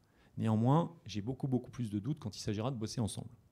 Et là, je sais que je vais avoir besoin de m'entraîner avec ceux avec qui je vais devoir travailler. Pourquoi? Pour une première chose essentielle, créer de la confiance. On parlait de Covid tout à l'heure, on est dans une société du risque. Plus la société est complexe, moderne, plus elle produit du risque. Mais paradoxalement, elle est productrice aussi d'un désir absolu de confiance. Sauf que la création de risque, ça crée de l'incertitude. Ça crée tout sauf de la confiance. Donc en fait, on est en permanence dans un paradoxe où on a besoin d'être rassuré, on a besoin d'être protégé. Mais on doit décider dans l'incertitude. Et on doit décider dans l'incertitude, et on est face à des risques qui se matérialisent. Donc, compétences non techniques pour ça, et je finis là-dessus. Ça veut dire quoi concrètement? Ça veut dire que dans une équipe, je dois me préparer en amont, c'est-à-dire faire de la planification, de la préparation, planification froide, hein. M'exercer, m'entraîner. Si tu veux, je parlerai de l'exercice qu'on a fait il n'y a pas longtemps. Et puis, je dois miser sur des compétences qu'on ne sait pas évaluer très bien dans notre monde, qu'on ne sait pas, où on n'est pas très éduqué, qu'on ne connaît pas. Et pourtant, elles sont toutes documentées. C'est ces petites lettres que j'ai mises sur le côté, et je finirai là-dessus, parce qu'on pourrait encore une fois passer 3 jours là-dessus. Qu'est-ce que c'est? La première compétence non technique, c'est ce qu'on appelle la conscience de situation. Qu'est-ce qui se passe? Ça répond à la question qu'est-ce qui se passe? Que se passe-t-il? Rarement on fait l'effort de ça. J'arrive sur une situation, je suis en mode intervention, si je suis policier, si je suis risk manager, si je suis chef d'entreprise, si je suis... peu importe. Que se passe-t-il? Et ce n'est pas parce que je crois avoir compris les choses, avec ma tunnelisation intentionnelle, j'ai vu un accident, donc il s'est passé un accident, vite, intervenons. Non, on prend 3 secondes. Comme on a fait un briefing, c'est où les sorties de secours? Qu'est-ce qui se passe? Et on partage. Et pour partager, il faut mettre en place des choses. Pourquoi? Parce que le leadership, la deuxième compétence non technique, c'est quelque chose qui n'est pas intuitif. Le leadership, c'est très étonnant de savoir comment un leader émerge dans un groupe. Vous pensez que c'est l'expert, hein, vous posez des problèmes de maths à un groupe d'étudiants en maths, vous leur dites travaillez en collectif sur vos problèmes de maths et vous observez qui prend le lead. Pensez-vous que c'est le meilleur en maths? Évidemment non. C'est un problème. C'est un gros problème, parce que si on est en crise, on a besoin absolument du meilleur en maths. Troisième compétence non technique, c'est ce qu'on appelle le travail en équipe. Et oui, on l'a dit tout à l'heure, enfin en tout cas je l'ai dit, tout seul, on peut être bon, hein, mais quand il s'agit de complexité et quand il s'agit d'être humble par rapport à ce qu'on ne sait pas faire, à cartographier ses incompétences, on n'est pas bon. Parce que c'est comme ça, et on est humain en fait, on est des êtres humains et c'est bien. Sauf qu'il faut le savoir, il faut s'en souvenir. Donc, travail en équipe. Qu'est-ce que je vais mettre comme usage, comme règle, comme procédure pour travailler en équipe et faire émerger des choses que je n'attends pas? On peut parler de tunnelisation. Souvent, on ne voit pas dans un paysage. Il y a des gens qui voient ce que vous ne voyez pas. Ces gens-là, il faut les écouter. Il faut leur donner l'occasion de parler, de s'exprimer, d'être entendus. On pourrait faire plein de petites expériences qui sont géniales là-dessus, mais on n'a pas le temps. Quatrième compétence non technique, c'est ce qu'on appelle la prise de décision. J'en ai parlé tout à l'heure. Eh bien, tout ça, ça nous emmène vers un objectif qui est de décider. Parce que si on n'est pas dans l'action et dans la décision, alors on n'agit pas sur la crise. Et donc on s'enfonce et donc on va mourir. C'est ça la crise, hein. Étymologiquement, c'est ça. Enfin, et c'est peut-être la dernière des compétences non techniques, en tout cas ça va avec, c'est comment on gère les charges de travail. On est mauvais en France là-dessus, très mauvais. Le Covid nous a montré qu'on pouvait travailler en télétravail, mais ça n'empêche pas que les charges de travail, c'est quelque chose d'important. Stress, fatigue, comment on gère ça? Et en crise, C'est très, très, très important parce qu'il va falloir renouveler les équipes, il va falloir durer dans le temps. Surtout quand ça dure H24, pendant 3 jours, etc. J'ai fait un exercice de crise il n'y a pas plus tard que le mois dernier, sur un exercice de crise cyber. Je vais juste, évidemment, je ne rentrerai pas dans les détails confidentiels de la chose, mais je peux vous donner l'objectif, c'était un ransomware, truc classique.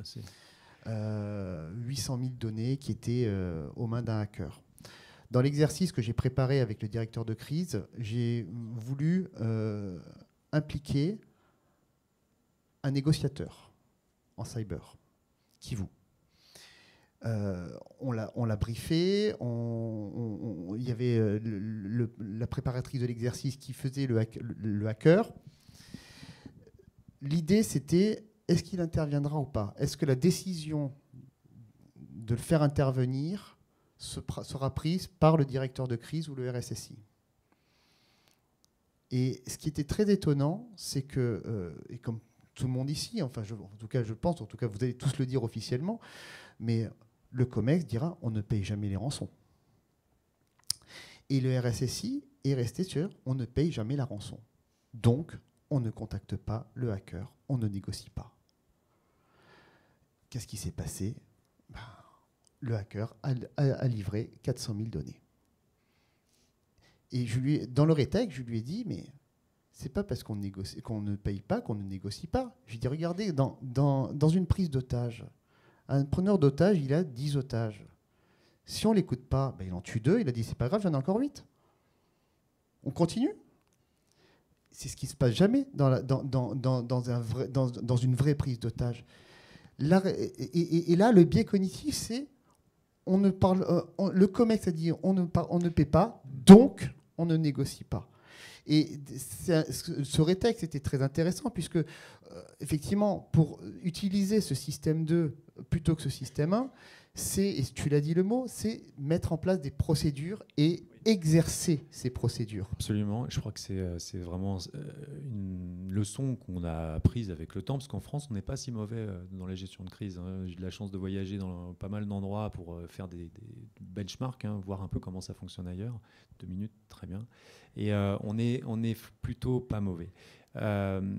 Sur le cyber, il y a encore quelque chose qui doit être tiré de cette expérience. Le cyber, c'est un truc très très particulier, mais finalement ça renvoie à d'autres sujets, c'est les impacts des crises et surtout comment on va gérer ces interstices entre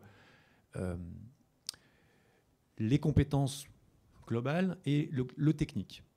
Là, tu parles de RSSI, comme s'il y avait 2 décideurs finalement, un RSSI et un patron. Non, en fait, la question du RSSI, c'est un expert parmi les autres et c'est un expert qui doit se faire entendre sa voix, c'est sûr. Mais qui ne doit pas être le directeur de crise. Mais qui ne doit pas être le directeur de crise. Donc, en gros, c'est quoi? L'idée, c'est structurer vos équipes de crise, les structurer en amont.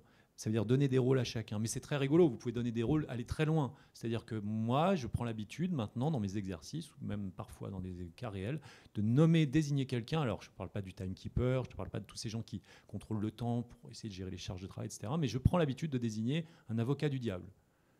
C'est-à-dire une personne dont je sais, parce que je travaille avec, qui va être suffisamment dans sa personnalité, dans sa manière de poser les questions, qui va oser, et qui va prendre le contre-pied systématique de tout ce qu'on va proposer, de toutes nos bonnes idées. Pourquoi je fais ça? Parce que c'est l'occasion de percuter nos représentations et nos assurances. Bref, il y a tout un tas de choses à structurer, il y a des choses à faire pour s'entraîner, et ça marche assez bien, même si en crise, rappelons-nous, complexité, humilité, c'est les 2 mots. Pour conclure, Étienne, et après je passerai la parole à Dan. Juste, je rebondis très rapidement. Tout ce qui est notes, les sciences comportementales nous permettent de bien comprendre. Et il y a une notion qui explique très bien ce que tu racontes, c'est la notion de planificateur et de faiseur. Et en fait, quand on planifie, on est à froid et on est capable effectivement de raisonner et de monter les bonnes structures. Quand on fait, on est à chaud. Et là, en général, c'est plutôt catastrophique. Il y a plein d'expérimentations très rigolotes qui montrent qu'on dit des choses à froid et on fait totalement l'inverse quand on est à chaud sous le coup de l'émotion et de ces logiques-là. Covid est étonnant pour ça. On a réinventé un dispositif de gestion de crise à l'émergence de ce virus qui n'était qu'un virus. Alors qu'il existait déjà. Alors que le processus de pandémie existe. Complètement. La deuxième logique sur laquelle je veux rebondir, c'est je crois beaucoup à la logique de formation. Mais dans la logique de formation, ce qui m'intéresse, c'est pas l'ancrage mémoriel, c'est l'ancrage comportemental. C'est comment je travaille pour que les gens... sensibilisation. Mais ça va au-delà, parce que si je sensibilise, les gens ont l'info, ils la connaissent. C'est pas pour ça qu'ils agissent. Et quand on fait des formations, aujourd'hui, on passe 95% du budget d'une formation à former les gens et 5% après à entretenir, à faire.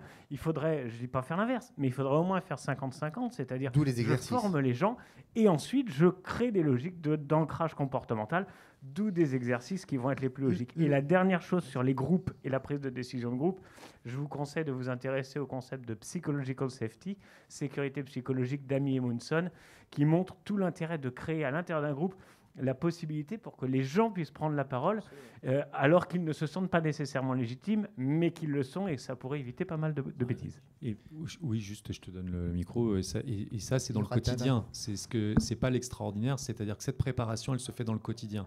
Si dans une réunion standard de votre quotidien, vous vous posez la question de savoir pourquoi vous êtes là, n'y allez pas, en fait. C'est inutile. Et en fait, cette question-là, elle est cruciale. Ça veut dire que le jour où vous avez besoin en crise de vos experts, la première question à vous poser, c'est bien sûr qu'est-ce qui se passe, mais c'est de regarder autour de la table. Est-ce que j'ai ce qu'il me faut autour de la table? Dan, Juste une chose sur parce que du coup j'ai eu l'occasion de faire pas mal d'exercices de simulation de crise pour des clients. En fait, il y a un truc pour essayer de corriger les biais cognitifs dont on parlait depuis tout à l'heure, c'est d'écrire sur un tableau à un moment donné ce que je sais, d'accord, mais aussi ce que je ne sais pas encore. Et on oublie en fait de d'écrire ce qu'on ne sait pas encore. Et le fait d'écrire ce qu'on ne sait pas encore sur un tableau et que tout le monde dans la cellule de crise le visualise, ça permet de corriger un certain nombre de biais cognitifs. Parce que vraiment, ça vous permet de vous dire, OK, qu'est-ce qui pourrait encore se passer ou qu'est-ce qui pourrait nous amener à changer de fusil d'épaule. Et l'autre chose que je voulais dire, c'est qu'en fait, tout à l'heure on parlait de système 1, système 2. Quand vous travaillez sur votre PCA, c'est important de travailler sur des indisponibilités, on va dire, de briques que sont les systèmes d'information, les hommes, les bâtiments, etc. Mais c'est également important aussi de travailler sur des scénarios réels. Votre crise ne se passera jamais telle que vous l'avez écrite. Jamais. Par contre, le fait d'avoir écrit, d'avoir travaillé et de vous être entraîné sur des cas réels, vous allez en fait évacuer quelque part toute une partie, en fait, vous avez toute une partie du système 2 qui est écrit, qui est quelque part stabilisé. Exactement. Et du coup, vous avez plus de ressources mentales pour les ajustements qui sont justement le système 1 que vous allez activer. Et du coup, vous allez le dompter. Vous allez dompter votre système 1 grâce à vos procédures écrites et éprouvées. Et c'est vraiment ce qu'il faut faire, l'intérêt de la chose. Mais j'insiste sur une chose, ne vous contentez pas que de scénarios type crue de la Seine, incendie, etc. Oui. Ou que de scénarios de type indisponibilité de certaines briques, de ressources. Faites les deux. Les deux sont complémentaires. Parce que les ressources vont vous permettre de voir tout ce qui était envisageable en intégrant en fait un scénario qui va arriver réellement dans la réalité.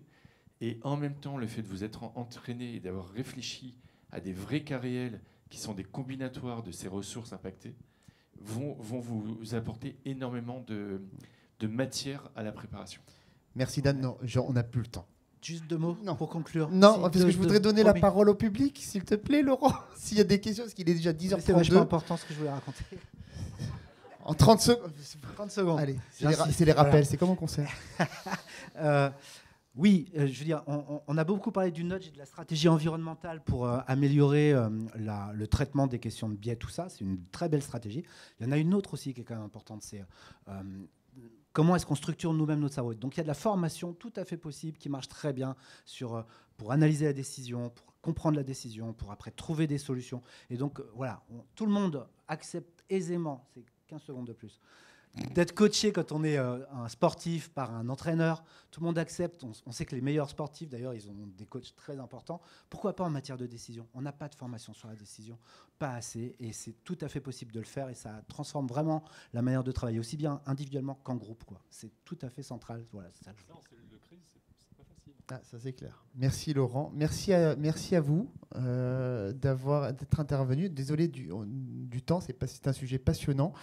Est-ce que vous avez rapidement quelques questions que vous souhaiterez poser, si vous voulez, via un micro? Alors, vous vous approchez du micro, madame, Désolé, c'est les mesures Covid. Bonjour. Bonjour, je suis Aurélie Sénéchal, je travaille chez Orange. Merci beaucoup, c'était vraiment hyper intéressant, toutes vos informations. Moi, je me suis rapidement, dans le déroulé de l'exposé, posé une question double et j'ai pas eu vraiment ma réponse au long de l'exposé. Mais donc, du coup, je me dis peut-être que vous avez travaillé sur ce point, mais vous n'avez pas eu le temps d'en parler. Et je m'interroge sur le point de savoir comment vous confrontez. Est-ce que vous avez pensé à ce sujet déjà et avez-vous des pistes ? Comment vous confrontez ces analyses que vous avez menées, des nudges, des schémas pensée 1, pensée 2, etc., avec 2 points. D'une part, les gens qui ont des raisonnements plus en arborescence, type personne à haut potentiel, comment tout ce que vous avez pu étudier s'applique chez eux, ou est-ce que ça aide, est-ce que ça aide pas ? Et deuxièmement, par rapport à tout ce qui est intelligence artificielle, donc, est-ce qu'on peut utiliser aussi l'intelligence artificielle pour aider à tous ces modes de décision voilà. Donc, c'est deux éléments qui sont très différents. Hein, mais voilà, comment est-ce que ces 2 éléments s'articulent ou sont confrontés à ce que vous nous avez présenté ? Alors, première partie de la question sur les HPI, en fait, les personnes à haut potentiel. Ce qui est intéressant, en fait, c'est justement ce fonctionnement en arborescence. Donc, c'est une pensée moins linéaire, on va dire, que classiquement. Et du coup, en fait, les HPI ont le côté intuitif qui est très très fort. Et du coup, ont tendance à utiliser par défaut le système 1. Et quelque part, comme c'est une pensée en arborescence bayésienne, pour reprendre ce que disait Laurent, de voir très rapidement l'option qui amène la meilleure probabilité.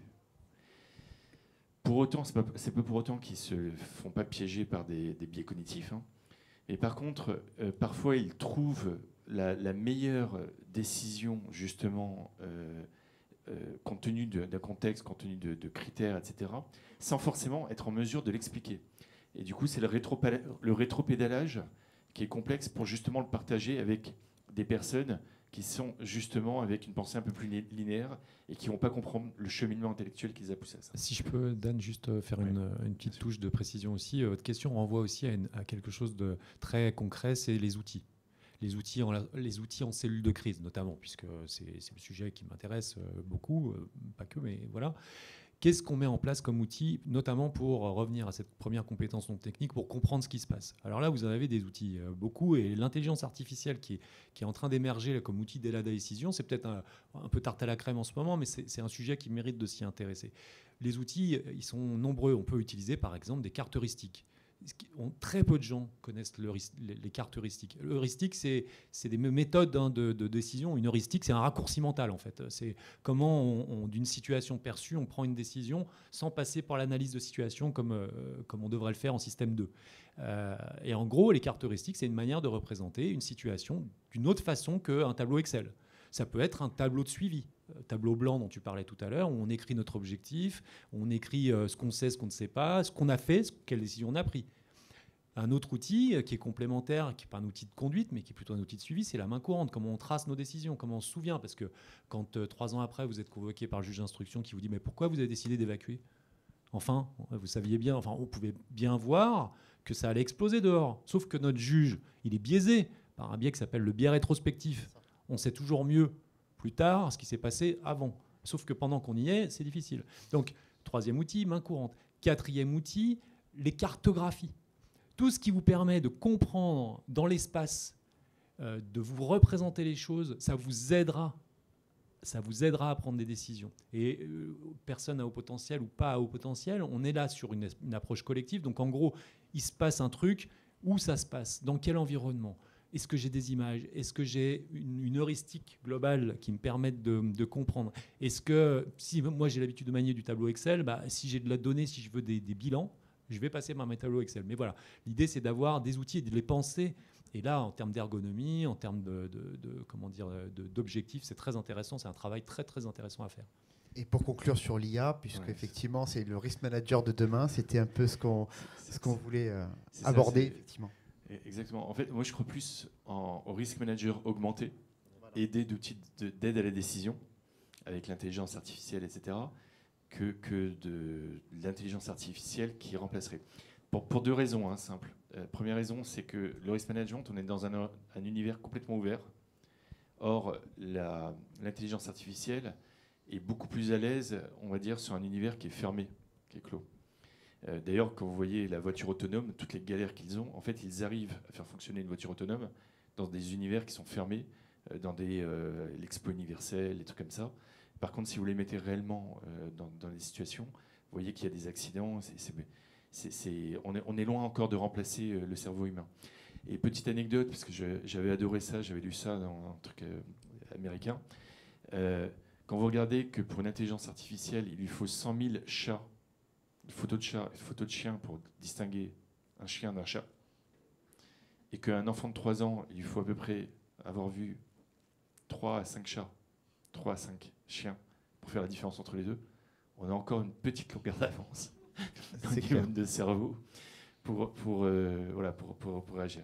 Alors, l'intelligence artificielle, oui, d'autant plus qu'on a beaucoup de data et de plus en plus de data. Donc, pour traiter de la data, essayer de la structurer, d'avoir quelque chose qui ressort, mais c'est plus dans la logique bayésienne de voir quels sont les scénarios possibles et comment ils sont pondérés, qu'ensuite l'être humain va prendre ça avec plein d'autres choses pour prendre une décision.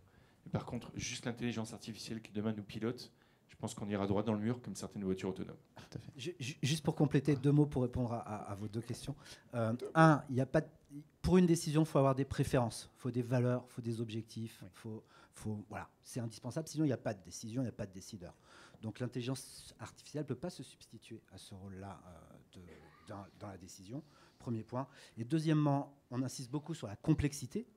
Dans la complexité, il va falloir faire des abrégés de la situation, parce qu'on ne peut pas intégrer toute la complexité dans un temps de crise notamment, d'un seul coup. Sinon, on n'y arrive pas. Donc on est obligé de trancher, on est obligé d'avoir, c'est la racine même étymologique de la notion de décision, il faut trancher. Et donc trancher, ça veut dire travailler avec des abrégés, ça veut dire travailler avec des small data. Alors bien sûr, il faut utiliser l'intelligence artificielle, les big data pour trouver des corrélations, faire des choses comme ça. Mais il ne faut pas que ce soit une fin en soi. Mais voilà, ce n'est pas une fin en soi, c'est impossible dans la décision. Et pour terminer vraiment là-dessus, ce sujet, vous avez vu, est passionnant, on a largement débordé. Et Dan et moi, nous souhaiterions, si ce sujet vous intéresse,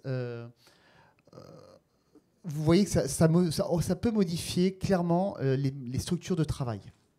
La façon de revoir notre métier. Et pour cela, nous aimerions créer une nouvelle commission AMRAE, qui serait peut-être 3 ou 4 rendez-vous de 2 heures ou 3 heures à définir ensemble, tous ensemble, qui serait présenté après aux journées de la commission de juin, si tout va bien, l'année prochaine, et de réfléchir un peu sur notre métier de risk manager et de voir comment, notamment dans la prise de décision, et de voir dans quelle mesure on peut